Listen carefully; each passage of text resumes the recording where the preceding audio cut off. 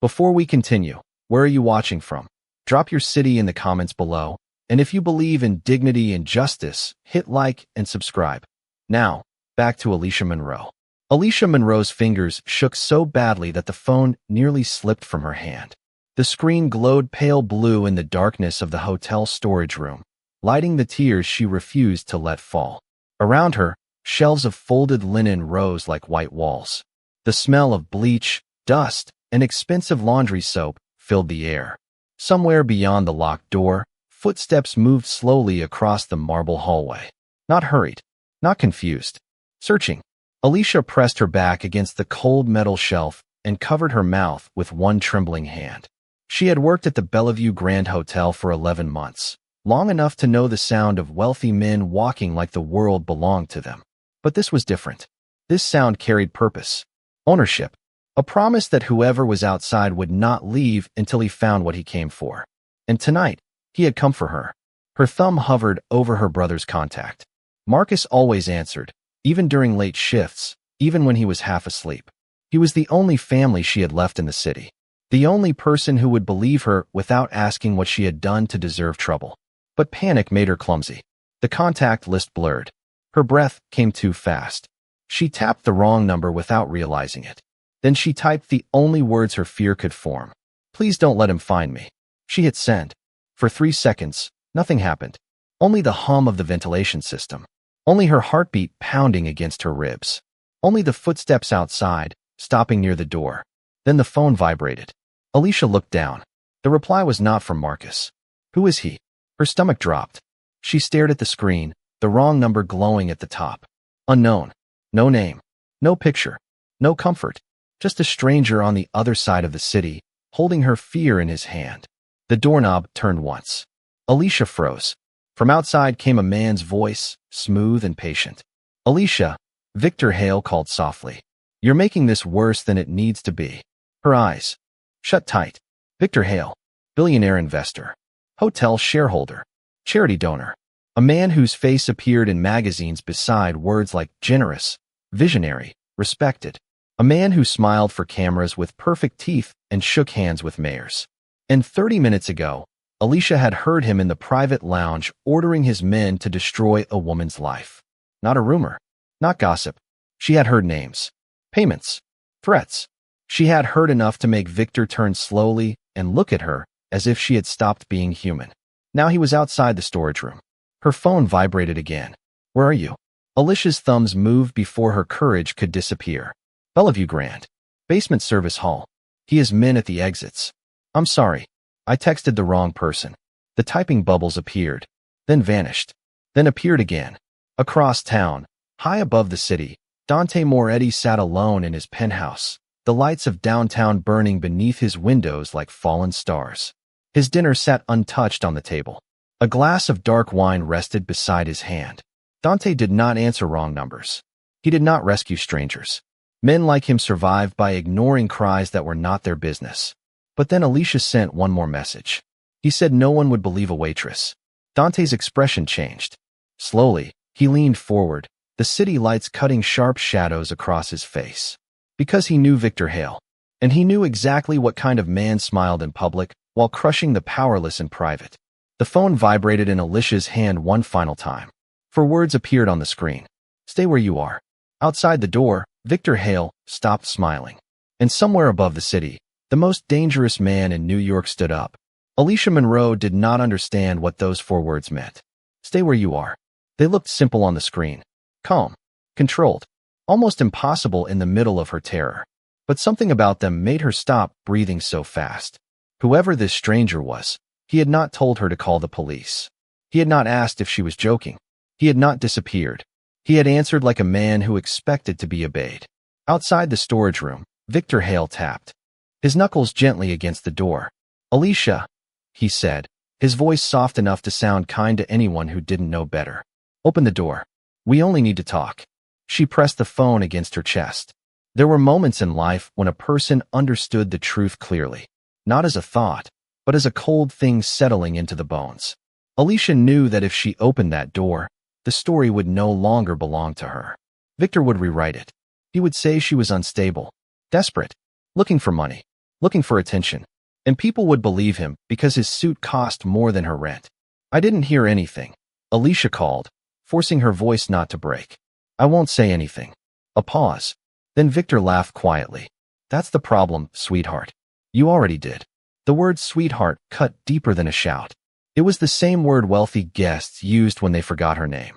The same word managers used when they wanted obedience wrapped in politeness. Alicia had smiled through it for years. She had swallowed disrespect with coffee orders and late-night complaints. But now, crouched between clean sheets and metal shelves, she felt something inside her harden. Not courage. Not yet. But refusal. Her phone buzzed again. Do you have proof? Alicia looked toward the small recorder app still running in the background. She had turned it on by instinct when Victor's voice began rising in the lounge. She had not known why. Maybe fear had made her sharp. Maybe every woman who had ever been doubted learned to collect evidence before asking to be believed. She typed quickly. Audio. Names. Payments. Threats. The reply came almost immediately. Do not send it. Keep it with you. Alicia frowned through her tears. Who are you? For several seconds, there was no answer. Then the stranger sent back. Someone Victor Halos. Alicia's hand went cold. In the hallway, Victor's patience thinned. You're a waitress, he said, the softness leaving his voice. Do you understand what that means? It means you don't get to ruin men like me. You don't get to stand in rooms built by people above you and pretend your little conscience matters. Alicia shut her eyes. Each word landed. Exactly where he meant it to. On her uniform. On her paycheck. On the cheap shoes hidden beneath the service counter. On every night she had taken the bus home alone while men like him stepped into black cars waiting at the curb. Then another voice entered the hallway. Mr. Hale? It was Daniel, the night manager. Alicia's hope rose for half a second. Then Daniel spoke again, lower, nervous. The security team is checking the north exit. The lobby is clear. No one saw her leave. Alicia's hope died quietly. Victor had not come alone. The hotel had already chosen its side. Inside the storage room, Alicia covered her mouth as the truth folded around her. This was not one powerful man chasing one waitress. This was a building full of polished smiles agreeing that her fear was inconvenient. Her phone vibrated. How many outside the door? She listened. Victor's shoes. Daniel's restless shifting. One heavier step near the service elevator. 3. Maybe more nearby. Lock still holding? She glanced at the door. The handle trembled once as someone tested it. For now. The next message took longer. Across town, Dante Moretti walked through his penthouse without raising his voice. Men in black coats straightened as he entered the private elevator. His driver was already pulling the car to the front. No one asked questions. In Dante's world, silence was not emptiness. It was command. He looked down at Alicia's last message. A waitress. A locked room. Victor Hale. The combination brought back an old memory he hated. His mother standing in a courthouse hallway, ignored by men in expensive suits because her English was broken and her hands smelled like factory soap. Dante's jaw tightened. Some men mistook silence for weakness. Victor Hale was about to learn the difference. Alicia's phone lit up again. When I arrive, do exactly what I say. No hesitation. She stared at the words, trembling. Outside, Victor's voice lowered. Open the door, Alicia. Last chance. The lock clicked under pressure. Alicia backed away, clutching the phone like a prayer she did not know how to say. Then one final message appeared. I'm 2 minutes away. For the first time that night, Alicia Monroe did not feel alone. And in the marble lobby above her, the front doors of the Bellevue Grand opened to a man no one wanted to see angry. The Bellevue Grand lobby had seen senators, movie stars, oil heirs, and men who smiled while hiding entire sins behind tailored suits. But when Dante Moretti walked through the front doors, every conversation weakened. Not stopped. Not yet. Just weakened. The way candlelight bends when a storm enters the room. He wore a black overcoat over a charcoal suit. No jewelry except a silver ring on his right hand. 2 men followed behind him, quiet as shadows, their eyes scanning exits, cameras, stairwells. Dante did not look rushed. That was what made him frightening. He moved like a man who already owned the next 5 minutes. The receptionist lifted her head, her professional smile appearing automatically. Good evening, sir. Do you have a reservation? Dante's eyes moved to her name tag. Clara, he said calmly. Call your general manager. Her smile faltered. I'm sorry, sir. May I ask? No, one word. Soft. Final. Behind the marble column, the lobby security guard straightened. He recognized Dante a second too late, and the blood drained from his face. Clara saw that reaction and reached for the phone with shaking fingers. Dante's phone buzzed. The lock is breaking. For the first time since entering the hotel, his expression changed. Barely, but enough. He turned toward the hallway leading to the service elevators. Basement. One of his men stepped ahead. Boss, hotel security? Dante did not slow down. They already picked a side. Downstairs, Alicia backed into the shelf as the door shuttered again. Victor Hale's voice had gone cold now. No more games. Daniel, the night manager, whispered something she couldn't hear. Another man answered with a low laugh. The sound made Alicia's skin tighten. She looked at the phone. No new message. For one terrible second, she wondered if she had been foolish again. Maybe the stranger had changed his mind. Maybe powerful men only helped when helping cost them nothing. Maybe she had placed her last piece of hope into the hands of someone who would never arrive. The door cracked near the lock. Alicia grabbed the nearest thing she could find, a metal laundry hook, thin and useless in her trembling hand. Then the hallway outside went silent. Not quiet. Silent. The kind of silence that made even cruel men turn around. Victor's voice came first. Careful now. Can I help you? Alicia held her breath. A new voice answered. You can step away from the door. It was the voice from the texts. She knew it before she understood why. Calm. Controlled. Unmoved by Victor's money, his name, his men, his polished threats. Victor gave a small laugh, but it sounded weaker than before. This is private hotel business. No, Dante said. This is you cornering a woman in a basement. Another pause. Daniel tried to speak. Sir, this employee has caused a serious disturbance tonight. We were simply trying to open the door, Dante said. His tone did not rise, but something in it emptied the hallway of excuses. Inside, Alicia's knees almost gave out. She moved toward the door, but stopped. Fear had taught her caution faster than comfort ever could. Her phone buzzed. It's me. Open it. Slowly. Alicia turned the lock. The door opened only a few inches at first. Light spilled through the crack, bright and painful. Then she saw him. Dante Moretti stood in the service hallway like a dark verdict. Victor was 3 steps away from him, face pale beneath his perfect tan. Daniel stood behind Victor, eyes lowered. 2 hotel security guards hovered near the elevator, suddenly very interested in the floor. Dante looked at Alicia. Not at her uniform. Not at her cheap shoes. Not at the fear on her face like it made her smaller. He looked into her eyes. You're Alicia Monroe? She nodded, unable to speak. Are you hurt? The question was simple. No one had asked it all night. Her throat tightened. No, Victor smiled quickly, recovering himself. Mr. Moretti, I don't know what story this girl told you, but she's confused. She misunderstood a private conversation and became emotional. My concern was only for the hotel's reputation. Dante slowly turned his head toward him. This girl. Victor's smile froze. Alicia saw it then, the first crack. The first moment Victor realized he had used the wrong words in front of the wrong man. Dante stepped closer, not touching him, not threatening him, not needing to. Say her name. Victor blinked. Excuse me.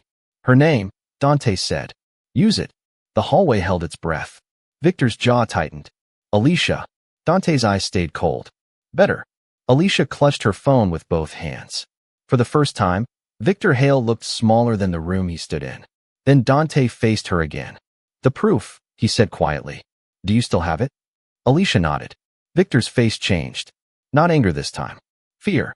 And that was when the basement elevator doors opened behind Dante, revealing the general manager, 2 board members, and the hotel's head of security. Dante did not look back. He only said, Good. Now everyone who ignored her can listen. The service hallway seemed to shrink around Alicia Monroe. 1 minute earlier, she had been alone behind a locked door, holding a laundry hook like it could save her life. Now the most powerful people in the Bellevue Grand stood in front of her. The general manager in his midnight blue suit, 2 board members with diamond watches, the head of security with his hands folded too neatly in front of him. And beside them stood Victor Hale. Still elegant. Still rich. But no longer smiling. Dante Moretti turned slightly toward Alicia. His voice lowered, no longer for the room. You don't have to do this if you're not ready. That almost broke her. Not the fear. Not Victor. Not the hotel choosing money over truth. Kindness nearly broke her. Because all night, everyone had demanded something from her. Apologize. Stay quiet. Open the door. Explain yourself. Protect the hotel. Protect the man who frightened you. Dante was the first person who gave her a choice. Alicia swallowed and lifted her phone. I'm ready. Victor exhaled sharply. This is ridiculous. You're letting a waitress perform theater because she panicked over something she didn't understand. Dante did not look at him. Press play. Alicia's thumb hovered over the recording. For a second, she saw herself from the outside. A black waitress in a wrinkled uniform, standing beneath buzzing fluorescent lights, surrounded by people who had never once wondered how many hours she worked to survive. Her shoes were scuffed. Her hands were shaking. Her name tag was crooked, but the phone in her hand carried the truth. And truth, once heard, did not care who held it. She pressed play. At first, there was only muffled noise. A glass setting down. A chair moving. Victor's voice came through faintly, smooth and amused. No, don't threaten her directly. That leaves stains. The general manager's eyes flicked toward Victor. Victor's face hardened. The recording continued. She signs the statement. She disappears from the complaint, and by morning everyone believes she took the settlement because she lied. Poor women always look guilty when money is involved. Alicia felt the words hit the hallway like cold rain. One board member slowly removed his glasses. The head of security stopped pretending to look calm. Then another voice on the recording asked, "And if she refuses?" Victor laughed. Not loudly. That was what made it worse. Then we remind her that nobody listens to women who pour drinks for a living. The silence after that sentence was so complete Alicia could hear the soft electrical hum above them. Daniel, the night manager, stared at the floor. Alicia looked at him, and something inside her burned. He had seen her scared. He had heard Victor follow her. He had known enough to call security, but not enough to call help. Dante finally turned to Victor. Explain. Victor adjusted his cufflink, buying seconds he no longer owned. That audio is taken out of context. Dante's eyes stayed still. Then put it back. No one moved. Victor's mouth opened, then closed. Alicia had watched men like him speak over people her whole life. Men who could turn cruelty into policy, arrogance into confidence, lies into press statements. But now, standing under cheap basement lights, Victor Hale looked almost ordinary. The general manager stepped forward, voice shaking. Miss Monroe, I believe there has been a serious misunderstanding tonight, and on behalf of the Bellevue Grand. No, Alicia surprised herself. Everyone looked at her. Her voice trembled, but it did not disappear. You didn't misunderstand anything. I came to you for help. I told you I was afraid, and you asked me to apologize to him in the lobby. The manager's face flushed. I was trying to protect the hotel. You were protecting the money, Alicia said. The words landed harder than she expected. Dante looked at her then, and for the first time that night, something like respect softened the edge of his expression. Victor snapped. You think this changes anything? You think one little recording makes you untouchable? Dante stepped between them. Not fast. Not dramatic. Just enough. It does tonight. Victor looked at him, realizing too late that the balance of power had shifted. Dante held out his hand without taking his eyes off Victor. Alicia, give the recording to the board. Then send a copy to yourself, your brother, and every news contact I'm about to give you. Victor's face drained. The board member whispered, Mr. Hale, perhaps we should discuss this upstairs. Dante's voice cut through the air. No. You discussed her humiliation in public. You'll discuss her apology in public. Alicia's breath caught. The lobby. The same place where Victor had smiled while people watched her crumble. Dante turned toward the elevator. And one by one, the people who had ignored Alicia Monroe followed him upward. The doors closed slowly. Victor stood trapped among them, his reflection pale in the polished steel. And Alicia, still shaking, stood beside Dante Moretti, no longer hidden, no longer silent, and no longer alone. The elevator rose in silence. No one looked at Alicia Monroe. That was the first thing she noticed. In the basement, they had stared at her like she was a problem that needed solving. A stain on the hotel's polished name. A frightened waitress who had made the mistake of speaking too loudly in a building designed to protect men like Victor Hale. But now, packed inside that mirrored elevator, they avoided her reflection. The general manager studied the glowing floor numbers. The board members stood stiffly, their expensive coats brushing against each other. The head of security kept his eyes forward, jaw tight, as if discipline could hide shame. Victor Hale stood in the corner, pale with rage. Dante Moretti stood beside Alicia. Still, quiet, unmoved. Alicia clutched her phone in both hands, feeling the warmth of it against her palms. The recording had been sent. To her brother. To herself. To 3 names Dante had given her without explanation, names that made the board members exchange terrified glances. For the first time that night, the truth was no longer trapped inside her body. The elevator doors opened. The lobby of the Bellevue Grand glowed with gold light and crystal chandeliers. Guests turned at once. Conversations faded as they saw the strange procession stepping out. The hotel's leadership, Victor Hale, Dante Moretti, and a waitress in a wrinkled black uniform walking among them like the center of a verdict. Alicia's breath caught. This was where it had happened. Beside the marble reception desk. Under the chandelier. In front of strangers holding champagne glasses and leather suitcases. This was where Daniel had asked her to apologize. This was where Victor had smiled and said, "Let's not ruin the evening over a misunderstanding." This was where people had watched her tremble and decided her fear was less important than their comfort. Dante stopped in the middle of the lobby. Then he turned to the general manager. "Begin." The man swallowed. "Mr. Moretti, perhaps a private statement would be more appropriate." Dante's eyes moved to him slowly. "You made her humiliation public." The manager's mouth closed. Every guest in the lobby was watching now. The pianist near the lounge had stopped playing. Behind the front desk, Clara stood frozen with one hand near the phone. Daniel had followed them up from the basement, but he remained near a pillar, half hidden, as if cowardice could shrink him into the wallpaper. The general manager faced Alicia. His voice shook. "Miss Monroe, on behalf of the Bellevue Grand, I owe you an apology. You came to us for help tonight, and we failed you. We dismissed your fear. We questioned your integrity, and we allowed a guest's status to matter more than your safety." The words moved through the lobby like a slow wind. Alicia did not smile. She did not cry. She only stood there and listened. Because apologies did not erase humiliation. They did not undo the sound of strangers whispering while her hands shook. They did not return the minutes she had spent behind a locked door wondering whether anyone in the world cared if she disappeared. But they mattered. Not because they healed everything. Because they admitted it had happened. Victor stepped forward suddenly. "This is absurd. I will not stand here and be tried by hotel staff and criminals." Dante's head turned. The word hung in the air. Criminals. People expected Dante to react. Maybe shout. Maybe threaten. Maybe show the kind of anger men whispered about in back rooms. He did none of that. He only smiled faintly. "Careful, Victor," he said. "You're running out of people willing to pretend they don't know what you are." Victor's face tightened. Alicia looked at him then, really looked at him. Not as a monster. Not as some untouchable king in an expensive suit. Just a man terrified that someone beneath him had survived long enough to tell the truth.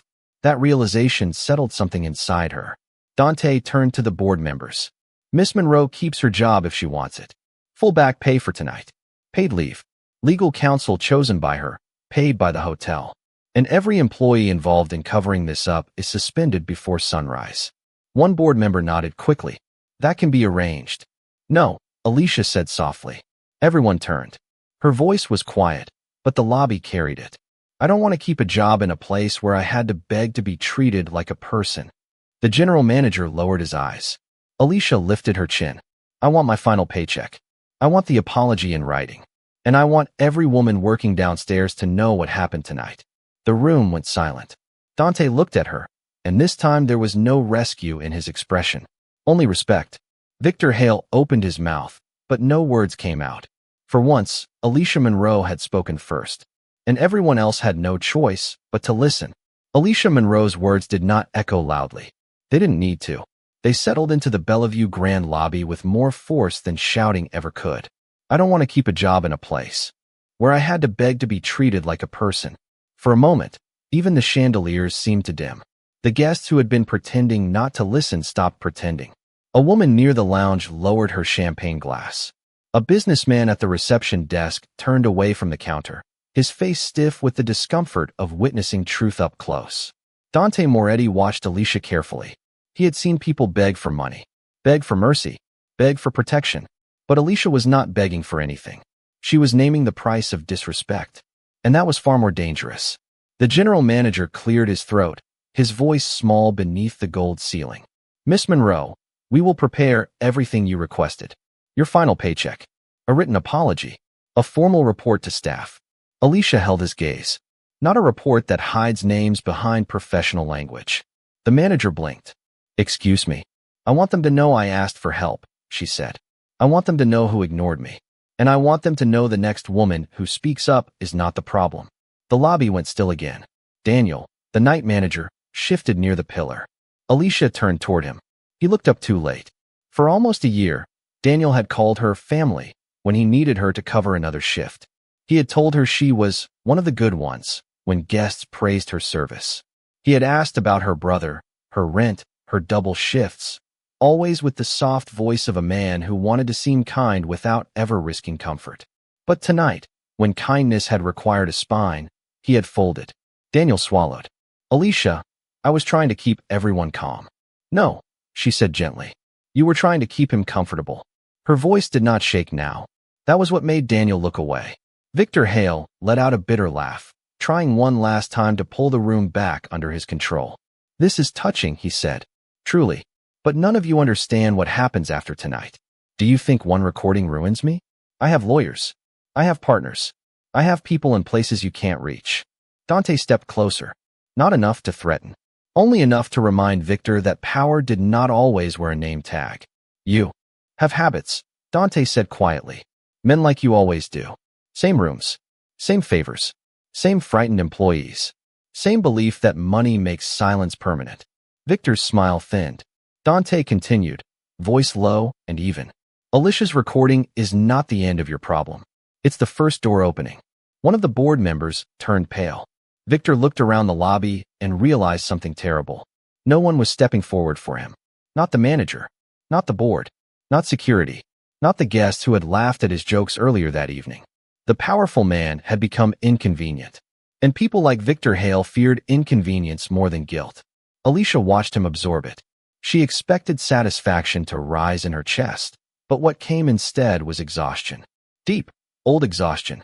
The kind carried by people who have spent too many years proving they are honest, gentle, worthy, human. Dante seemed to sense it.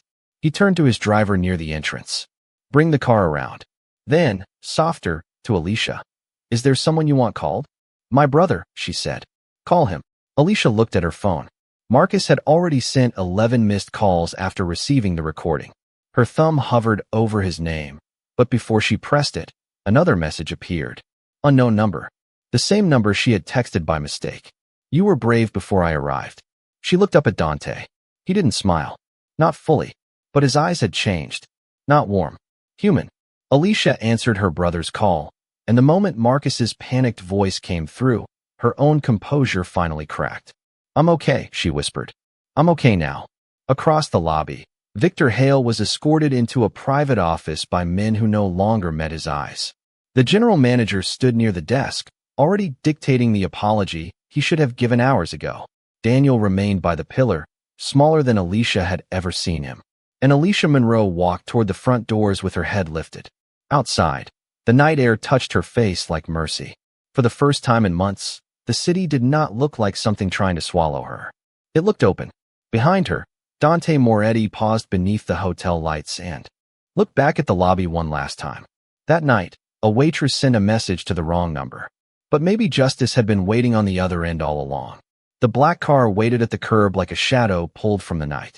Alicia Monroe stood beneath the Bellevue Grand awning, one hand wrapped around her phone, the other pressed lightly against her stomach as if holding herself together. The city moved around her in silver reflections, taxis sliding through rain-slick streets, traffic lights bleeding red and green across the pavement, strangers walking past without knowing that a woman's life had nearly been rewritten inside the hotel behind them. Marcus was still on the phone. You're sure you're okay? He asked for the 5th time, his voice rough with fear. I'm sure, Alicia whispered. You don't sound sure. That made her almost smile. I'm standing outside. I'm breathing. That counts. There was silence on the line. Then Marcus exhaled shakily. I'm coming to get you. Alicia looked toward Dante's waiting car. His driver stood by the open rear door, silent and respectful. I have a ride, she said. Marcus paused. From who? Alicia glanced over her shoulder. Dante Moretti stood a few feet away, speaking quietly to one of his men. The hotel lights cut across his face, sharp enough to make him look carved from stone. But when his eyes shifted toward her, there was nothing cruel in them. Only watchfulness. Someone who helped, Alicia said. Marcus did not like that answer. She could hear it in his breathing. Alicia, I'll call you when I'm home, she promised. And Marcus? Yeah. Save everything I sent you. His voice hardened. Already did. The call ended. Alicia lowered the phone and stared at her reflection in the car window. Her uniform was wrinkled. Her eyes were tired. Her name tag still hung crooked on her chest. For years, she had believed survival meant staying unnoticed. Smile at rude guests. Laugh softly when men mispronounced her name. Work late. Ask for nothing. Make herself small enough that trouble passed over her. But tonight, trouble had found her anyway, and silence had almost handed her over. Dante stepped beside her, leaving enough space that she did not feel trapped. My driver will take you anywhere you want to go, he said. Alicia looked at him. Why? The question came out before she could soften it. Dante's expression did not change. Why what? Why help me? Her voice was quiet, but steady. You didn't know me. I texted the wrong number. You could have ignored it. The rain tapped against the awning above them. For a moment, Dante said nothing. Then he looked through the glass doors of the hotel, where the lobby still glowed with false warmth. My mother cleaned offices at night, he said. When I was a boy, I waited for her outside buildings like this. Men in suits walked past her like she was part of the floor. Alicia's eyes softened. Dante continued, his voice lower now. She used to tell me, a man who only respects power is still poor where it matters. I didn't understand then.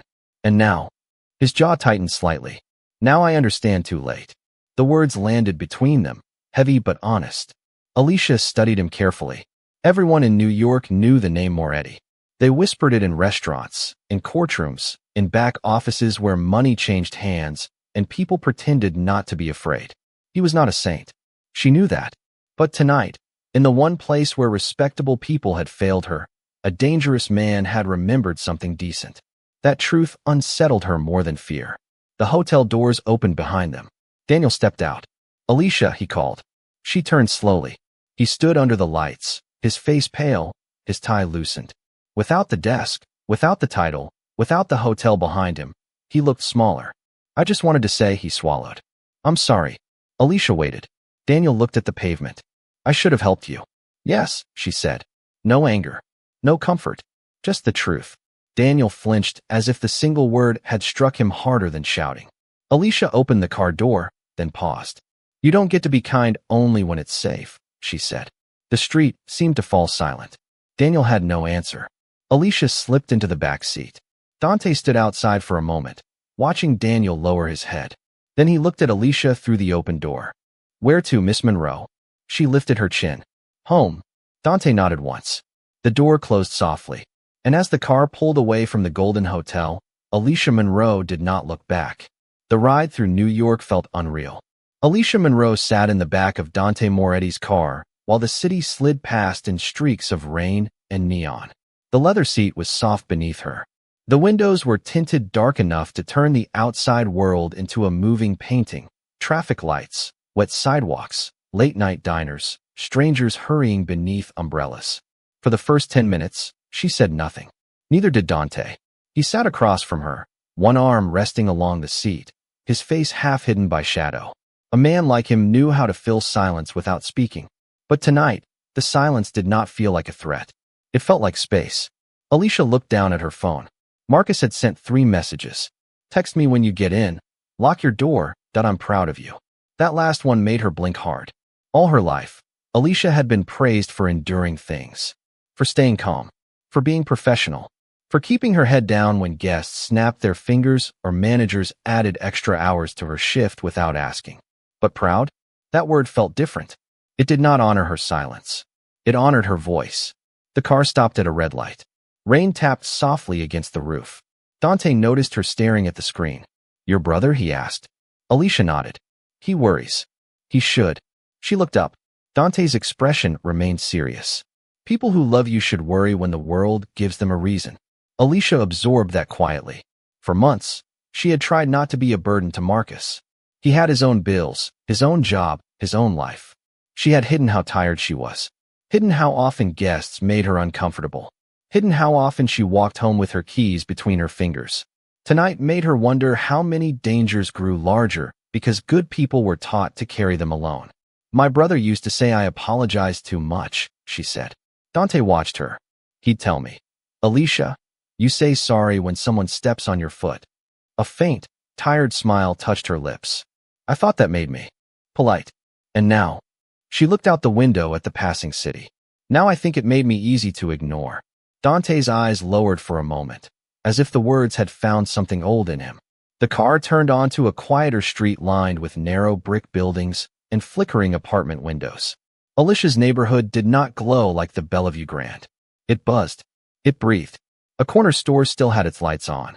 Steam rose from a food cart near the curb. Somewhere, music played softly through an open window. Home. The car stopped outside her building. Alicia reached for the door handle, then hesitated. There was one question still sitting in her chest. What happens to Victor now? Dante looked toward the rain-streaked window.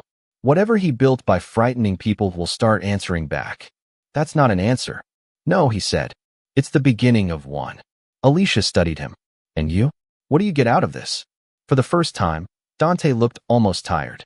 Maybe nothing. She did not believe him. He seemed to know that.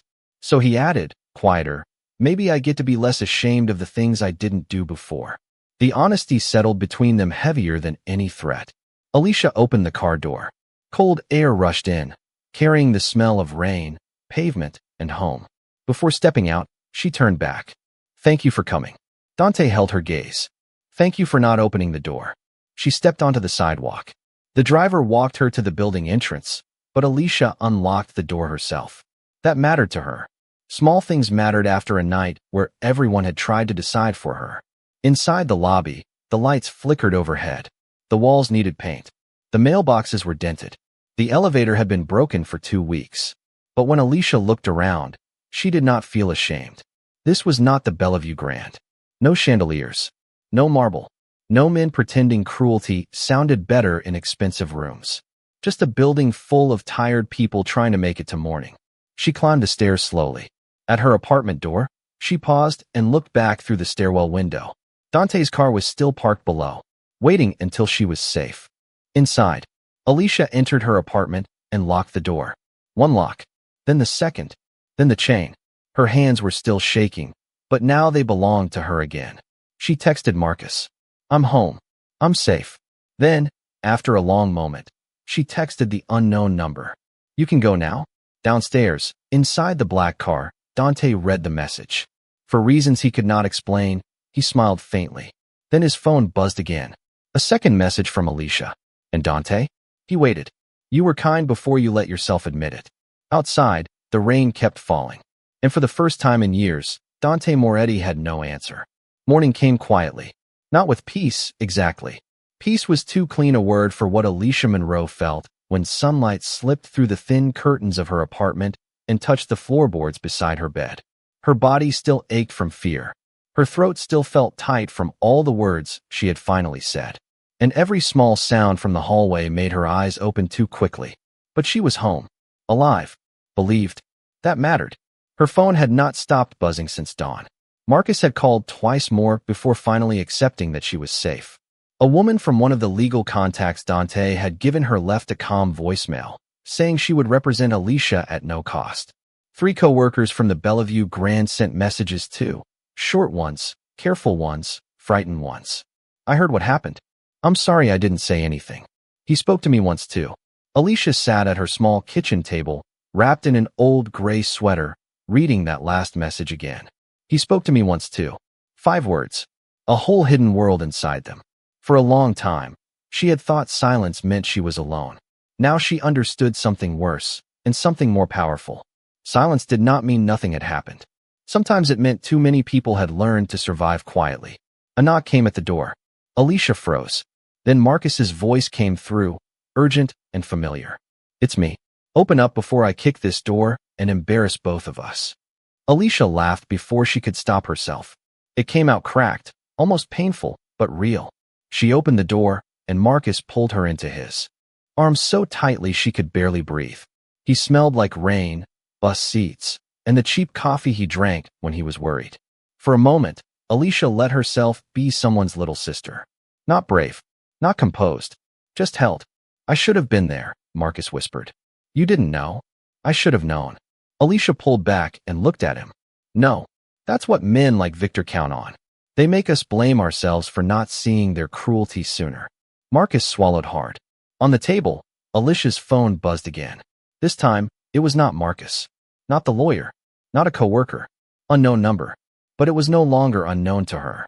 The hotel released the written apology. Victor resigned from the board before sunrise. More will follow. Alicia read the message twice. Then she sat down slowly. Marcus leaned over her shoulder. That him? Alicia nodded. Marcus's face tightened with the protective suspicion of a brother who had spent all night imagining worst-case scenarios. You trust him? Alicia looked at the message. Then out the window, where the city was waking up, buses sighing at the curb, shop gates rattling open, people carrying their tiredness into another day. No, she said honestly. Not completely. Marcus relaxed a little.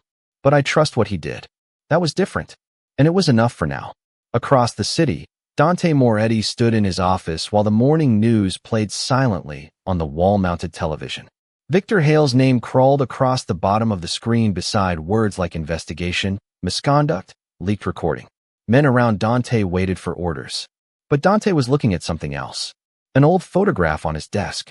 His mother at 32, standing outside a factory in a faded coat, smiling like exhaustion had not yet won. Her hands were rough in the picture. Her shoes were worn. But her head was high. A man who only respects power is still poor where it matters. Dante picked up his phone. For once, he did not know what to say. So he typed only the truth. You started something last night. Alicia's reply came a minute later. No, I finally stopped hiding it. Dante stared at those words for a long time.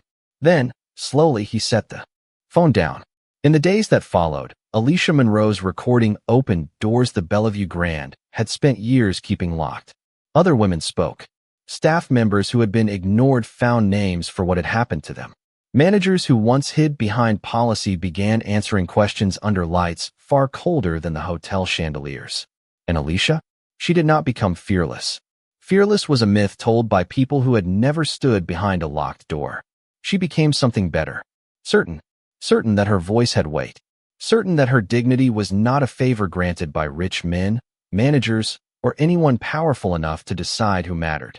Weeks later, a letter arrived from the Bellevue Grand with her final paycheck and a formal apology printed on heavy cream paper. Alicia read it once. Then she folded it neatly and placed it in a drawer. Not because the apology fixed everything, because it proved she had not imagined the wound. That evening, as the city turned gold outside her window, her phone buzzed one last time. Dante, are you safe? Alicia looked at the message, then at her reflection in the darkening glass. She stood taller than she remembered. Yes, she typed. Then, after a pause, and I was worth saving before anyone came. Across the city, Dante Moretti read the words in silence.